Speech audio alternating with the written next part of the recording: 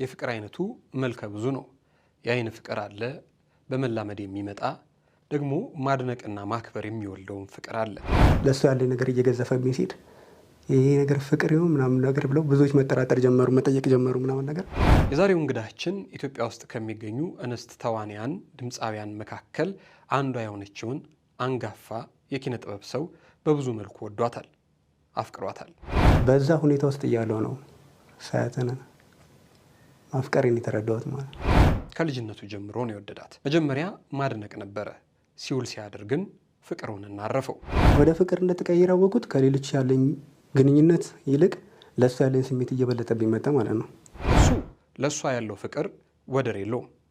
የተፈጠርኩት ያለሁት የምኖረው እሷን ለማየት እሷን ለመስማት ስለ እሷ ለማወቅ ነው ይላል። የተፈጠርኩትም ለዛ ነው ብዬ አምናለሁ።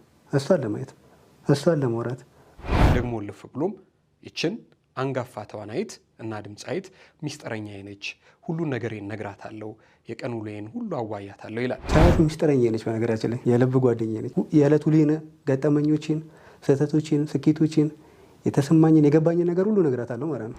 ደግሞ አንድ ቀን በለስ ቢቀናኝ በአካል ባያት አይኔን ለአይን ባንክ እሰጣለሁ ይላል። እስከ ዛሬ በአካል አይቷት አያውቅም። ደግሞ ብያለሁ የአይን ባንክ ምናምን ሄጄ አይኔን ለግሳለሁ አንዴ ማለት